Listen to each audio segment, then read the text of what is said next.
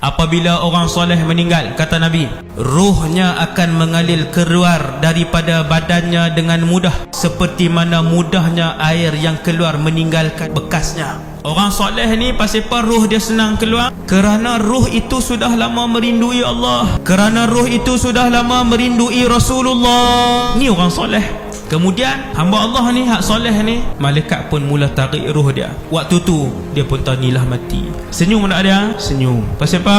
Seronok nak jumpa Nabi SAW. Ketika ruh sampai di halqum, ketika itulah dia akan melihat dua alam serentak. Yang pertama ialah alam dunia, hak dia ada dalam bilik tu. Alam kedua yang dia akan tengok buat pertama kalinya, alam ghaib yang menguji keimanan kita. Itulah hari pertama kita akan melihat makhluk ghaib, iaitulah malakul maut. Bila kali pertama dia pandang malaikat maut, seandainya wajah malaikat maut ketika itu adalah seperti rembulan yang terang benderang, datang dengan wajah yang berseri-seri, maka ketahuilah sesungguhnya dia mati dalam keadaan husnul khatimah. Alhamdulillah. Tuan-tuan, siapa yang mati husnul khatimah, dia boleh lega dah. Sayyidina Uthman kata, alam barzakh ini adalah penentu.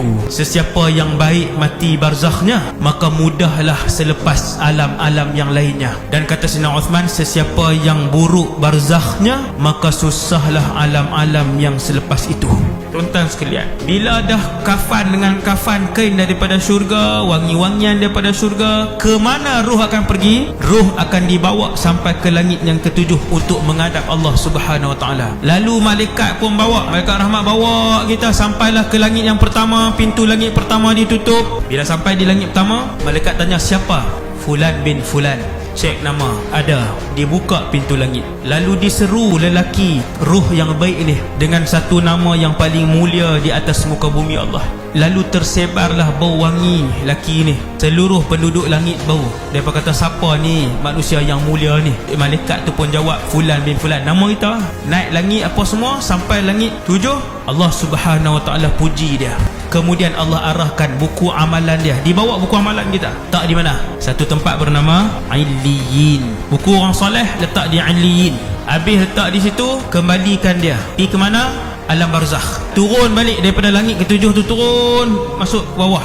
Mayat kita, badan kita dimandikan, dikafankan, disolatkan, kemudian ditanam. Habis tahlil, talqin apa semua, orang pun dah tanam apa semua, orang pun akan tinggalkan kita. Kemudian lalu dia akan didudukkan oleh dua orang malaikat. Yang ni lah barzakh waktu tu.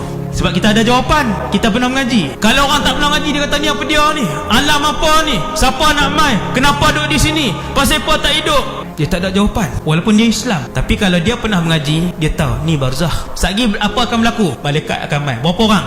2. Siapa nama mereka? Seorang nama Munkar, seorang nama Nakir. Lalu dia pun datang. Soalan tahu lagi? Semua orang tahu dah. Man Rabbuka? Maka lidah dia yang fasih, kerana dia orang soleh. Lidah dia yang fasih akan jawab, Rabbi Allah.